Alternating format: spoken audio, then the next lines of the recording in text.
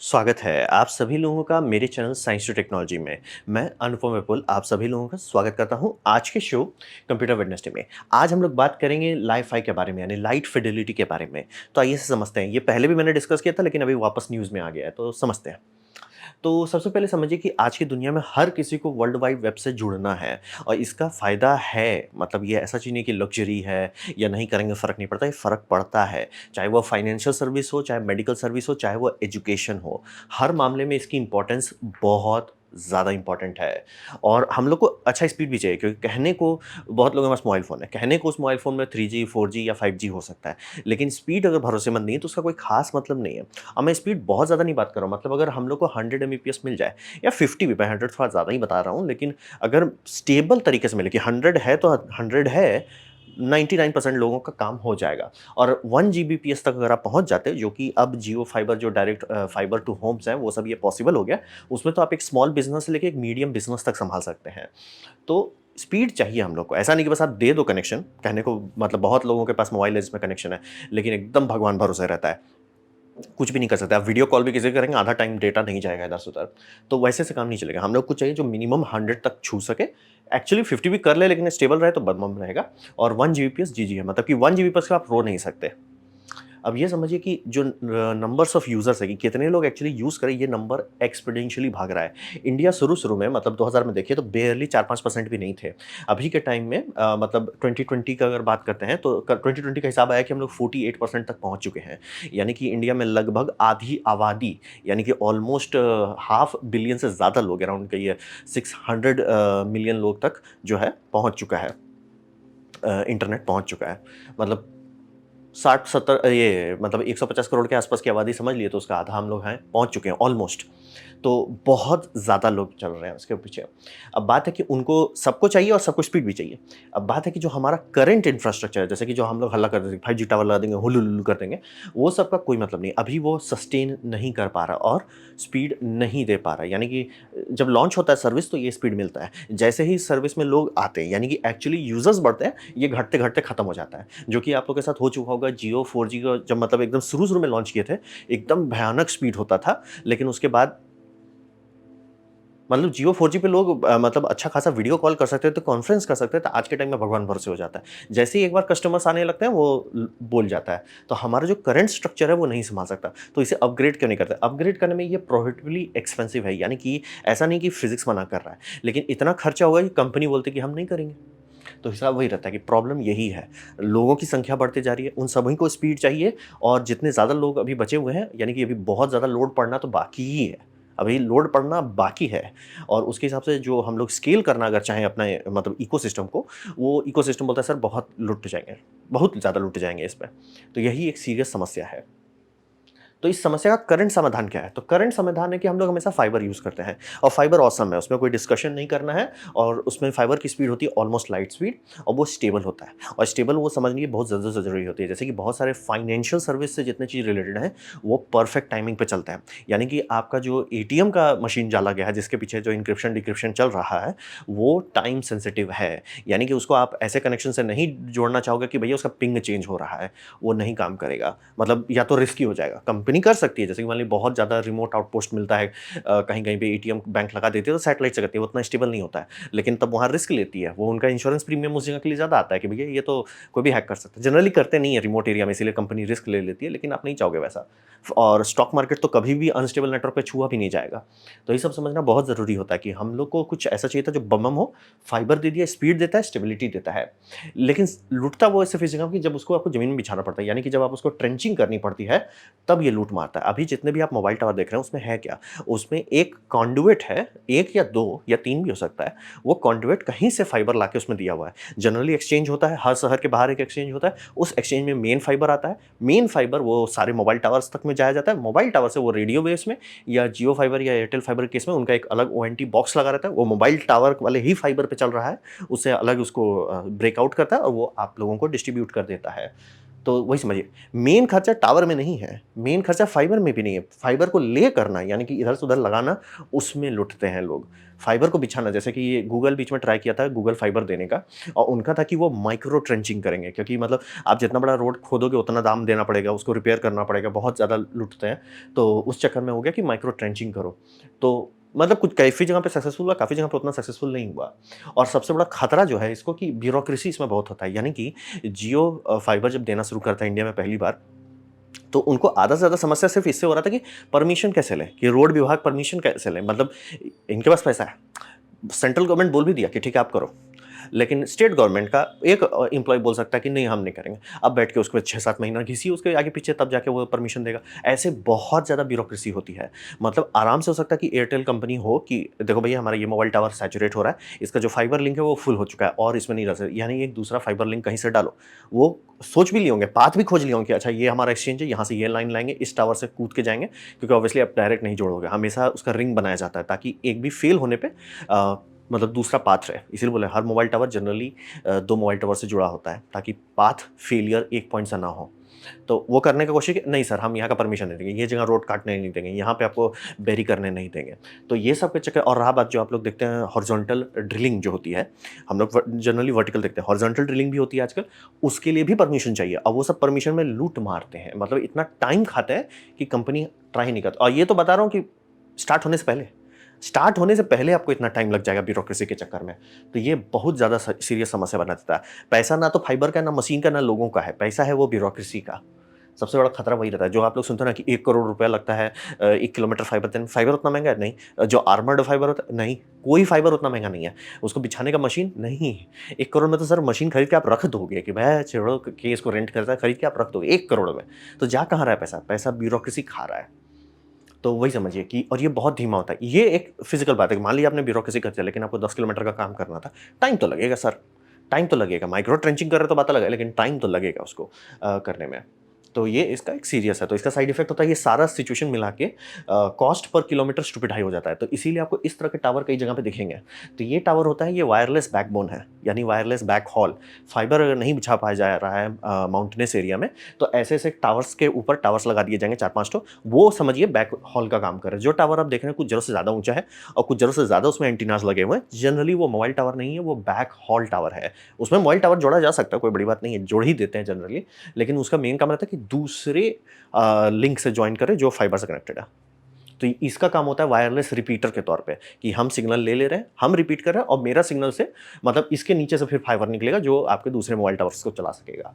तो ये हमारा करंट सिस्टम है, काम करता है, भरोसेमंद है, सब चीज बल्ले बल्ले, लेकिन बोल रहे हैं कि रिमोट एरिया में जाने में ये लूट मारेगा, सीधा लूट मारेगा, डिस्कशन ही नहीं करना है। तो ये इसका सबसे बड़ा समस्या है। और हमारी जैसे बोल रहे हैं इंडिया की अभी आधी आबादी बची ही हुई है, अभी तो पिक्चर बाकी है। वो सब अगर घुसने गए तो उतना फाइबर हम लोग बिछा नहीं पाएंगे। ब्यूरोक्रेसी के चलते ही कंपनी बोलेगी काम कीजिए सर, हम नहीं देते हैं। तो फिर बात करते हैं लाइट फिडेलिटी का, यानी कि लाइफाई का। तो लाइट फिडेलिटी का लॉजिक ये है कि वो इंफ्रारेड इस्तेमाल करेंगे या ऑप्टिकल करेंगे। 99% चांसेस में ऑप्टिकल कोई नहीं यूज़ करेगा। आप कभी भी ऐसा कम्युनिकेशन लेजर नहीं यूज़ करना चाहोगे जो दिखे कि भैया दिख रहा है, बारिश हो रहा है तो उसमें हरा लाइन दिख रहा है या नीला लाइन दिख रहा है, आप कभी नहीं यूज़ करना चाहोगे। और जो बीच में बहुत ज़्यादा लोगों ने फूक लिया था, तो था कि हम वाईफाई की जगह पे ये लाइफाई यूज़ करेंगे, वो भी नहीं होने वाला। क्योंकि ये जैसे दिखा रहे कि मोबाइल के ऊपर ये यूनिट लगाओ, उसमें आपका वाईफाई, लैपटॉप में इसलिए अगर इसके ऊपर हाथ रख दिए वो कट जाएगा, इसके ऊपर हाथ रख दिए वो ब्लॉक हो जाएगा, क्योंकि वो लाइन ऑफ साइट कम्युनिकेशन है। हम लोग ऐसा टेक्नोलॉजी यूज़ करते थे जो जिनका उम्र मेरे आसपास होगा, यानी कि 30 साल के आसपास होगा, पता होगा ब्लूटूथ से पहले इंफ्रारेड यूज़ करते थे हम लोग। और फिर ये समय हुआ कि हम लोग एलईडी इस्तेमाल करेंगे, पता नहीं क्या फूक लिया था उसमें, कि फिर बाद में हुआ कि अच्छा एलईडी यूज़ करेंगे। मान लीजिए जैसे मेरा ये लैंप है, लैंप से मेरा सिग्नल आ रहा है इस टीवी को, ठीक है, सब चीज़ बल्ले बल्ले। क्या होगा अगर मैं लाइट बंद कर दूँ? मैं तो नहीं चाहूँगा ना टीवी डिस्कनेक्ट हो जाए। तब तो हुआ कि अच्छा उसके लिए हम अलग से इंफ्रारेड देंगे। इसलिए ब्रो हम लोग यही टेक्नोलॉजी से आए थे, इंफ्रारेड से ही आए थे हम लोग। मोबाइल में इंफ्रारेड आता था, फिर हम लोगों ने उसे छोड़ दिया, फिर हम लोग कूदे हैं आपका इंफ्रारेड से छोड़ के इसमें क्या बोलते हैं आपका ब्लूटूथ में, क्योंकि रेडियो वेव्स ब्लॉक नहीं होता, लाइन ऑफ साइट में नहीं रहता है। तो वो सीरियस समस्या है लाइट वगैरह। इसीलिए ये सब मोबाइल में डालना या इसको लैपटॉप में लगाना या ये कल का वाईफाई होगा, नहीं। और मैंने कहीं देख लिया कि लोग कह रहे हैं कि इससे मिलिट्री करेगी क्योंकि वो सिक्योर होता है। इसलिए अगर मिलिट्री सही में सिक्योर करेगी, वो पहली बात कंज्यूमर इलेक्ट्रॉनिक्स तो वो हाथ नहीं लगाती है। दूसरी बात जनरली जब भी उनको सिक्योरिटी चाहिए एब्सोल्यूट, वो हार्ड वायर करेंगे, यानी कि फाइबर ऑप्टिक जा रहा हो या इथरनेट जा रहा हो, नौटंकी नहीं करेंगे। आप सबमरीन में जाएंगे, सबमरीन में जो फ़ोन्स रहते हैं उसमें फाइबर ऑप्टिक रहता है, क्योंकि बीच रास्ते में कोई इसको ट्रैप ना कर सके। कि मतलब मान लीजिए कि सबमरीन में बहुत लोग होते हैं ना, तो उसमें से कोई अगर मतलब स्पाई है, वो भी नहीं कर पाएगा एक्सेस। तो वही समझिए कि इसीलिए इंफ्रारेड ही यूज़ होगा। ऑप्टिकल कह देते हैं, पता नहीं सब लोग, लेकिन जनरली ऑप्टिकल या तो टारगेटिंग लेज़र के तौर पे यूज़ कर सकते हैं, यानी कि मैं ऑप्टिकल लेज़र मार रहा हूँ, देख लीजिए कि एम हो रहा है कि नहीं, उसके बाद उसको बंद करके इंफ्रारेड पे चलिए। अल्ट्रा वायलेट भी यूज़ कर सकते हैं, लेकिन मैंने बहुत कम देखा है। लेज़र बीम का सबसे बड़ा फ़ायदा होता है कि वो कोहेरेंट रहता है लॉन्ग डिस्टेंस के लिए। यानी कि मैं आपको 10 वाट का लेज़र आउटपुट देता हूँ, 10 वाट का माइक्रोवेव आउटपुट देता है, जो इस तरह के टावर्स में आप देखते हैं। 10 वाट का जो आउटपुट है कितना दूर तक कोहेरेंट रहेगा वर्सेस 10 वाट का लेज़र कितना दूर तक कोहेरेंट रहेगा, लेज़र बहुत ज़्यादा रहेगा, एक्सपोनेंशियली ज़्यादा रहेगा। यानी कि जो चीज़ आपका बोल जा रहा है 1 किलोमीटर क्रॉस करने में, लेज़र बोलेगा भैया हम तो 10 तक चले जाते हैं। 10 किलोमीटर तक आप भेजोगे नहीं, धरती का कर्वेचर के मतलब हो जाएगा भैया बहुत ऊँचे-ऊँचे टावर चाहिए होंगे कर्वेचर के कारण, लेकिन आप भेज सकते हो। इसीलिए देखिए इलॉन मस्क जो अपना नेक्स्ट जनरेशन सैटेलाइट के पीछे काम कर रहा है, उसमें क्या कम्युनिकेशन लिंक है, लेज़र लिंक है। क्यों? क्योंकि वो वैक्यूम में है और वो एक दूसरे को डायरेक्ट देख सकते हैं, कर्वेचर ब्लॉक नहीं करेगा उसको। तो ये लेज़र बीम का सबसे बड़ा फ़ायदा होता है कि अगर आपके पास हम पावर लिमिट कर दें कि भैया हम तो कुछ 10 वाट से ज़्यादा आउटपुट पावर नहीं देंगे, उसमें आप कितना दूर कम्युनिकेट कर सकते हैं, लेज़र ज़्यादा बेटर होता है रेडियो से। रेडियो वेव कोहेरेंट नहीं होता, यानी कि एज ए बीम के तौर पर निकलेगा ही नहीं। आप उसे मार कोन लगा दो, मार डिश कर लो, फेज शिफ्ट अरे टेक्नोलॉजी इस्तेमाल कर लो, लेकिन वो इनहेरेंटली कोहेरेंट नहीं है, यानी उसकी खुद की फिजिकल प्रॉपर्टी कोहेरेंट नहीं है। तो आप उसमें ज़बरदस्ती का तिगड़म कर रहे हो, वो कभी भी उतना अच्छा नहीं होगा। तो इसका फ़ायदा क्या है जो अभी वाई-फाई का बात करें, क्योंकि ये मैं क्लियर कर दे रहा हूँ, आपको कोई वाई-फाई के तौर पे बेच रहा है, वो फूँक रहा है कुछ गंदा, उससे दूर हो जाएँ। लेकिन बैक हॉल के तौर पे, यानी कि जो इस तरह के आप नेटवर्क देखते हैं, जो बैक हॉल है, ये बैकहॉल के लिए बहुत बढ़िया है। क्यों? क्योंकि अभी भी हम लोग इसी पे रिलाय करते हैं। बोले बहुत सारे जगह पे फाइबर कनेक्शन नहीं है। मतलब अगर फाइबर पैच देखेंगे, बड़े-बड़े इंपॉर्टेंट जगह पे सब जगह ढंग का फाइबर, अंडर सी फाइबर से लेके आप ट्रेस कर सकते हैं मुंबई में, दिल्ली में, बहुत जगह। लेकिन बहुत सारे रिमोट एरियाज़ हो जाएँ, जो कि मतलब हाइली पॉपुलेटेड एरिया नहीं है। आराम से हो सकता है कि वहाँ लिटरली इस तरह के टावर से हॉप कर के सिग्नल भेजा जा रहा है और है ही नहीं। हाँ, ये सब तगड़ा चीज़ है, काम करता है, लेकिन ये बहुत महँगा है। तो अगर कोई गाँव होता है, जैसे कि वहाँ उस गाँव में मान लीजिए जैसे 500 लोग हैं, मतलब 4-5 ये मतलब 100 परिवार के आस-पास लोग हैं, उसके लिए कोई ये नहीं बिछाने वाला है, उतना वहाँ से प्रॉफ़िट नहीं आएगा। तो उस नीश में कि रिमोट एरिया है, वहाँ पे बहुत ज़्यादा डिमांड नहीं है, वहाँ पे ये बिछाने का काम नहीं किया जाएगा, तो इसको आप यूज़ कर सकते हैं लाइट फिडेलिटी को। उस नीश मार्केट के लिए लाइट फिडेलिटी बहुत अच्छा है। दूसरा, ये बहुत कम पावर में बहुत ज़्यादा रेंज देता है। क्या ये सब रेंज देता है? बल्ले-बल्ले देता है, तभी तो यूज़ होता है, लेकिन ये बिजली बहुत खाता है। आपका वाई-फाई बहुत कम बिजली में बहुत ज़्यादा रेंज दे पाएगा। तो ये उसका मेन फिजिक्स लेवल पे फ़ायदा है। लेकिन हाँ, ये मैं क्लियर कर देता हूँ, घर का वाई-फाई में कोई लाइफ़ाई नहीं यूज़ करेगा। क्योंकि बोल रहे हैं ना कि इट्स लाइक हिस्ट्री किसी ने पढ़ा नहीं क्या? जैसे कि मतलब हम लोग इंफ्रारेड से चलते थे, बाद में समझ में आया कि भैया वो बेवकूफ़ी वाला आइडिया है, उसे छोड़ दो। फिर हुआ कि हम एलईडी लाइट से करेंगे। अच्छा सर लाइट बंद हो गया तो अच्छा हम उसके लिए अलग इक्विपमेंट रखेंगे। इट्स लाइक अगर आप अलग इक्विपमेंट रख रहे हो कि लाइट बंद होने पे, तो उसी इक्विपमेंट को नेट इक्विपमेंट कर दो ना, लाइट को क्यों छेड़ रहे हो? अच्छा हाँ, वो ज़्यादा सेंस बनता है, तो ये सब डिज़ाइन बना लेगा। अच्छा सर याद है 1990s में हम लोग ये यूज़ करते थे इंफ्रारेड? तो वही समझिए लाइट फाई वही टेक्नोलॉजी है कि point two point backhaul connection infrared laser का इस्तेमाल करके ज़्यादा बढ़िया हो पाएगा। वहीं पे यानी ये सब टावर की जगह पे आपको छोटे-छोटे लेज़र ट्रांसमीटर दिखने को लगेंगे और वो इतना कम दाम में किया जा सकता है कि छोटे-छोटे जगह को भी टच में आप डाल सकते हो। तो इसका थोड़ा लिमिट बात करते हैं। तो लिमिट सबसे ये समझिए कि लेज़र जो है उसका पावर कम रखना होगा। भले आप लेज़र इतना डाल सकते हो कि मान लीजिए बहुत दूर है, बहुत फॉगी एरिया, बहुत डस्टी एरिया, वहाँ पे आप चाहते हो तगड़ा लेज़र ताकि एकदम आर-पार चला जाए सिग्नल। आप कर सकते हो वैसा, फिज़िक्स मना नहीं कर रहा, लेकिन बात है कि लॉज़ होते हैं लेज़र के लिए कि वो ह्यूमन सेफ होना चाहिए। यानी कि ऐसे आपका लेज़र लाइट है, उसके बीच में से कुछ भी उड़ा या मान लीजिए कोई पतंग ही उड़ा रहा था, पतंग में रिफ्लेक्टिव सिल्वर फॉइल था, टें वो लाइट किसी को पड़ गया या प्लेन गुजरा इधर-उधर से, कुछ भी प्लेन लो आता है ना उतरने टाइम, तो वो सब ह्यूमन सेफ होना चाहिए। यानी किसी भी हालत में डायरेक्ट अगर आपकी आँख पे पड़ा तुरंत भूंजे नहीं दे। मतलब डैमेज करे लेकिन ऐसा नहीं कि काट ही डाले। तो ये समझना बहुत ज़रूरी है कि आपको 100 वाट का आउटपुट देने नहीं दिया जाएगा, आउटपुट बहुत कम दिया जाता है। लॉ है इसका, फिज़िक्स है अपना, मतलब हर जगह का ज्यूरिडिक्शन के हिसाब से लॉ बनाया जाता है कि इतना मिलीवाट हम आपको देंगे। तो आपको ये मत एक्सपेक्ट कीजिए कि आपको कोई बोले ना ये मशीन 100 वाट खा रहा है, तो इसका ये मतलब नहीं कि लेज़र आउटपुट 100 वाट का है। पहली बात लेज़र उतना एफिशिएंट होता ही नहीं है, लेकिन 100 वाट आप मतलब छू भी नहीं सकते, सपना भी नहीं देख सकते। और क्योंकि ऑब्वियसली 10-20 वाट के बाद वो बर्ड को सीधा वो डैमेज करने लगेगा, मतलब लिटरली लगेगा कि बर्ड पे कोई सोल्डरिंग आयरन चलाया था। तो वो एक सीरियस समस्या है कि पावर आपके पास फिजिक्स है, फिजिक्स बोलता है पावर बढ़ा दो, हम और दूर चले जाएंगे, हम और ज़्यादा इंटरफियरेंस बर्दाश्त कर पाएंगे। लेकिन मतलब लॉज है और लॉजिकल रीज़न है कि आप उतना खतरनाक चीज़ हवा में नहीं चलाना चाहोगे। ये दूसरा रेडियो वेव का फ़ायदा होता है कि वो अगर उसमें आप 100 वाट क्या किलो वाट्स भी डाल रहे हैं, फ़र्क नहीं पड़ने वाला। लेज़र में वो दिक्कत हो जाता है। तो इसमें और उसके बाद एक दूसरा दिक्कत आता है कि लेज़र स्टेबल नहीं होता है। मतलब अगर आप किसी मोबाइल टावर जैसे ये सब टावर देख रहे हैं, आपको लग रहा है टावर स्थिर है, ठीक है? लेकिन टावर पे अगर आप जाइरोस्कोप रख दें जो सेंसिटिव हो, वो दिखेगा टावर ऐसे-ऐसे डांस कर रहा है। तो कोई भी जगह आपको लग रहा है मैंने पहाड़ के ऊपर एकदम सीमेंट पे लगा के एकदम रख दिया कंक्रीट, वो स्थिर नहीं है। लेज़र के नज़रिए से खास तौर पे अगर लेज़र दूर फायर करना है, लेज़र ऐसे-ऐसे डांस कर रहा होगा। तो उसका किया जाता है, तो सारे लेज़र जो आप देखते हैं उसमें इस तरह के गैल्वोमीटर्स होते हैं, मिरर कहते हैं। तो समझिए 2 मिरर रहते हैं, ऐसे-ऐसे करके डांस करते रहते हैं, वो आपका कॉम्पेंसेट करते हैं। तो ये गूगल का प्रोजेक्ट बता रहा हूँ और ये मतलब जो आप लेज़र प्रोजेक्शन देखते हैं उसमें वही होता है कि मिरर गैल्वोस जिसको कहते हैं, वो एक्स और वाई में रोटेट करता है, उससे वो मिरर को एम करता रहता है, वही देखिए। और इसमें तो रिसीविंग एंड में भी एक मिरर है जो कॉम्पेंसेट कर रहा है। तो ये समझना बहुत ज़रूरी है, बिना इसके लॉन्ग डिस्टेंस में लेज़र आपका स्टेबल ही नहीं रहेगा। मतलब ये एक आसान बात होता है, टेबल पे मैं रख दिया इधर से उधर या लैब में कर दिया इधर से उधर।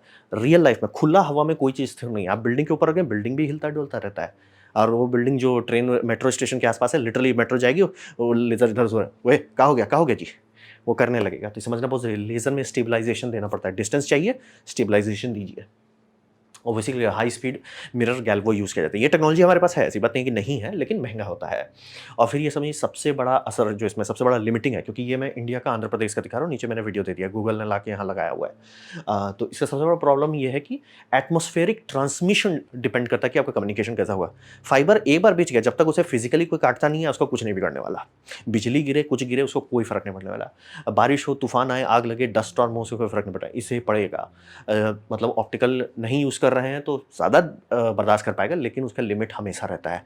ख़ास तौर पे कोहरे वाले मौसम में, क्योंकि पानी का 1-2 मॉलिक्यूल नहीं रोक सकता, 1-2 बूंद भी नहीं रोक सकता, 500 बूंद रोक सकता है। लेकिन अगर माइक्रो बूंद जो मतलब ओस है क्या, वही खूब सारा है, मतलब कि आपका 2 पॉइंट के बीच में पूरा एक क्लाउड गुज़र रहा है, वो लेज़र बोलेगा भाई इतना पावर हमारे पास है नहीं, और आप पावर क्यों नहीं बढ़ा सकते? लॉ है कि वो ह्यूमन सेफ होना चाहिए। तो इसी कारण से उसका वेदर डिपेंडेंसी बहुत हाई रहता है, ये सारे लेज़र सिस्टम का। ये कोई नया बात नहीं है, पहले भी लोग यूज़ कर रहे हैं, बोल रहे हैं नहीं इंडिया में लगा हुआ है। मैंने नीचे लिंक दे दिया, देख लीजिए आप। तो इसका वही बात है कि आपका रेन, विंड, डस्ट सीधे नोप कर देता है। तेज़ बारिश हुआ तो ये सिस्टम बोलेगा भाई हमसे नहीं होगा। बहुत सारे सिस्टम कॉम्पेंसेट करते हैं अपना मतलब जो फ्रीक्वेंसी है उसको कॉम्पेंसेट, फ्रीक्वेंसी कहना गलत होगा, इंक्रिप्शन सिस्टम, मतलब कि ज़्यादा बिट रेट भेजने की जगह पे लो बिट रेट पे भेजने लगते हैं, ताकि उधर जो पैकेट लॉस हो रहा है वो कम हो जाए। तो सिग्नल कनेक्शन बना रहता है, लेकिन स्पीड बहुत घट जाती है। मान लिया आप आराम से 10 जीबीपीएस पे चल रहे होंगे, और जब ये बारिश होने लगेगा तो 10 जीबीपीएस आपका घट के आराम से 100 एमबीपीएस पे उतर सकता है।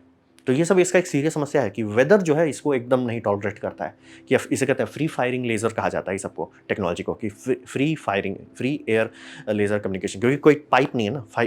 लेज़र तो आप फाइबर के अंदर भी यूज़ करते हैं, लेकिन फाइबर उसका एक कॉन्डुइट है। यहाँ पे कॉन्डुइट नहीं है, खुला हवा है। तो खुला हवा में खुला हवा का दिक्कत है। बारिश होने लगे, खूब तेज़ हवा चलने लगे, डस्ट होने लगे, खूब सारा डस्ट उड़ने लगे, तो दिक्कत हो जाएगा।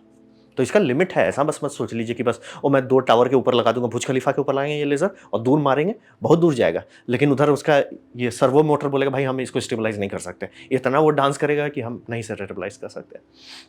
तो वही समझिए, गूगल भी बनाया तो ऐसा है नहीं है कि आपको पोल दिख रहा है, स्टेबल दिख रहा है, बिल्डिंग के ऊपर है तो मतलब तगड़ा चीज़ है। लेज़र है और दूरियाँ बढ़ाते जाएँ, 1 किलोमीटर तक मिरर बोलेगा हम सँभाल लेंगे। 2 किलोमीटर तक मिरर बोलेगा भाई थोड़ा ज़्यादा हो रहा है। 3 पे बोलेगा भाई छोड़ दो आप छोड़ दो सर, हम इतना तेज़ स्टेबलाइज़ नहीं कर सकते। तो ये सब लिमिट्स फिजिक्स लेवल पे, इसे नहीं छेड़ा जा सकता, ये समझना बहुत ज़रूरी है फिजिक्स लेवल पे। इसीलिए आप देखिए कि जो जिस कारण से ये वीडियो वायरल हुआ था, उसमें भी वो लोग सीमेंट लगा के वो ट्राइपॉड रखा गया है। क्यों? क्योंकि हिलना-डुलना उसको बर्बाद कर देगा, और उसके बावजूद भी मैं गारंटी दे सकता हूँ कि उस इक्विपमेंट के अंदर ऑप्टिकल करेक्शन है। तो ये जो इक्विपमेंट बात कर रहे थे, इसलिए देखिए ट्राइपॉड उतना तगड़ा क्यों है? बात वही समझिए, हिलना एकदम नहीं चाहिए, लेकिन अब बराबर पहाड़ ही तो हिलता है। पहाड़ हिलता है, आपका दिन में वो गर्म होता है, रात में ठंडा होता है, तो वो खुद ही फ्लक्चुएट कर रहा है। आप बोल रहे हो मैं 10 किलोमीटर दूर लेज़र मार रहा हूँ, तो आपका माइक्रोमीटर का मूवमेंट उधर भैया 1-2 मीटर से इधर-उधर हो गया। तो वही समझिए। तो क्या ये रिप्लेसमेंट है फाइबर लिंक का? एकदम नहीं, कतई नहीं, किसी भी हालत में नहीं। लेकिन इसका एक बहुत अच्छा फ़ायदा है, ख़ासतौर में शहरी डेंस एरिया में, कि ये थ्रूपुट बहुत बढ़ा सकता है। यानी कि आपका जो मैं बता रहा हूँ, हर शहर में आता है आपका फाइबर एक्सचेंज, वो फाइबर एक्सचेंज से खूब सारे लेज़र छत्ता से छत्ता कूद आ सकते हैं कि भैया फाइबर जितना हमने बिछाया बल्ले-बल्ले, जो नहीं बिछा पा रहे कि जहाँ पे मतलब लैंडलॉर्ड नहीं परमिशन दे रहा है, यहाँ पे ट्रेंचिंग की परमिट नहीं मिल रही है, वहाँ पे मैं फाइबर टू ये मतलब लेज़र टू लेज़र जंप करते-करते पूरा शहर में 5G दे सकता हूँ। और तब ये होगा कि एक्चुअली 5G में स्पीड आएगा। आप लोग एक ठो मीम देखे होंगे ना, पाइप वाला मीम है कि 3G का पाइप छोटा-सा थोड़ा-सा पानी गिर रहा था, 4G का पाइप बड़ा हो गया लेकिन पानी अभी भी थोड़ा-सा गिर रहा है, 5G का पाइप और बड़ा हो गया लेकिन पानी अभी भी थोड़ा-सा गिर रहा है। वो इसीलिए होता है कि कहने को लिंक स्पीड बढ़ा रहा है लेकिन लिंक में फीड करने का रास्ता कमज़ोर है, फाइबर लिंक नहीं उतना दे पा रहा है। तो ये मतलब फाइबर दे सकता है लेकिन आपको और बिछाना होगा, तो वो कर नहीं सकते, दाम बहुत आएगा। तो इसलिए लेज़र्स उस केसेस में बहुत बढ़िया है कि मतलब खूब सारा मतलब इंफ्रास्ट्रक्चर नेटवर्क बना दीजिए, शॉर्ट डिस्टेंस का, कि 1 किलोमीटर, 2 किलोमीटर, 4-4 किलोमीटर कर करके वो बहुत काम कर लेगा। थ्रूपुट बढ़ा देगा, यानी कि जो आपका अभी हो रहा है ना कि मोबाइल हमने लिया 5G, सर डे 1 में बहुत बढ़िया स्पीड आया था, सर अब तो 50 एमबीपीएस भी ठीक से नहीं दे रहा, वो सब समस्या सॉल्व हो जाएगा कि जो सारे मोबाइल टावर चोक कर रहे हैं, डेटा इधर से उधर कर ही नहीं पा रहे, चोक कर रहे हैं, उनका ये डेटा बॉटलनेक हो रहा है फाइबर लिंक के चलते, वो सब बोले भाई हम संभाल लेंगे। और अगर मौसम खराब हो गया किसी तरह की, लेज़र नहीं कर रहा, तो फाइबर फॉल बैक रहेगा। तो थ्रूपुट बढ़ाने के लिए बहुत अच्छा है। तो इस टेक्नोलॉजी का सबसे गॉड लेवल क्या होगा? गॉड लेवल होगा नासा वाला लेवल, जो नासा काम कर रहा है, जिसका नाम दिया गया है एक्सकॉम। तो उसमें हिसाब ये है कि मैंने आपको बताया कि लाइट जो जा रहा है उसमें प्रॉब्लम्स है, तो कौन सा ऐसा लाइट आप मार सकते हैं जिसमें बहुत पावर भी डाल सकें और वो किसी चीज़ से इंटरेक्ट भी नहीं करे और हर चीज़ के आर पार चला जाए? एक्सरे।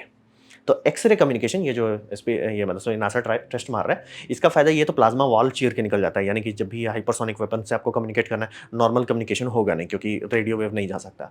तो और रहा बात कि जब भी स्पेस शटल जैसा कोई चीज़ है या कैप्सूल्स री एंट्री करते हैं तो कम्युनिकेशन ब्रेक हो जाता है, तो क्योंकि प्लाज्मा बन जाता है अगल-बगल, तो प्लाज्मा के आर पार रेडियो फ्रीक्वेंसी नहीं जा सकता, नॉर्मल ऑप्टिकल भी नहीं जा सकता। एक्सरे टक, एक्सरे सीधे चीर देता है। तो स्पेस ये मतलब स्पेसएक्स और नासा उसी को डेवलप कर रहे हैं। अगर ये सब लेज़र की जगह पे आप मतलब जो इंफ्रारेड पे अभी है, उसे आप शिफ्ट कर देते हो एक्सरे में, तो तब ये फाइबर लेवल तक पहुंच सकता है। अभी वहाँ नहीं है। और इसमें बोलिए इसमें पावर पावर आप बढ़ा सकते हैं। 1 वाट का लेज़र मतलब समझ लीजिए 1 वाट का एक्सरे आपके बॉडी के आर-पार जाएगा, नुकसान नहीं होगा। 1 वाट का लेज़र जाएगा, वो जला देगा स्किन को। तो ये समझना बहुत ज़रूरी है, क्योंकि हर वेवलेंथ थोड़ा अलग तरीके से बिहेव करता है। अब देखिए ना क्या हुआ, कितना बार एक्सरे किया गया है।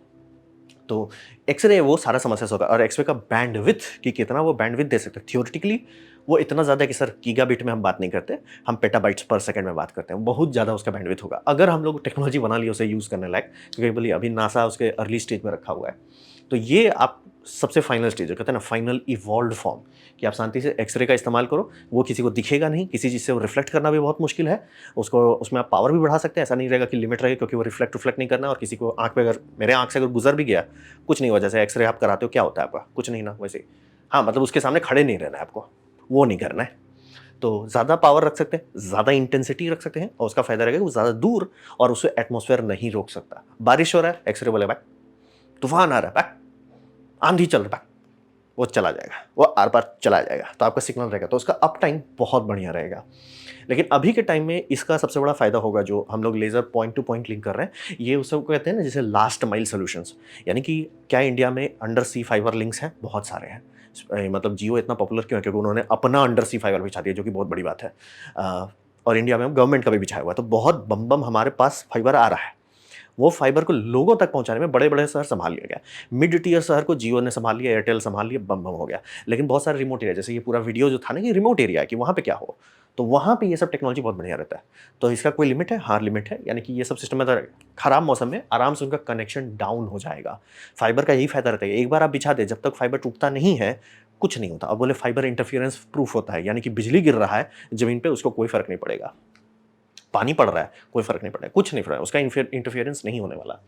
लैंडस्लाइड से जब तक टूटता नहीं तब तक कुछ नहीं होने वाला। तो ये लास्ट माइल के लिए बहुत बढ़िया है। और अर्बन सिटी में जहाँ पे मतलब हम लोग ऑलरेडी सैचुरेशन पहुँच रहे हैं कि भैया और फाइबर नहीं बिछा सकते, महँगा पड़ेगा, वहाँ पे कैपेसिटी बढ़ाने के लिए बहुत बढ़िया औज़ार है।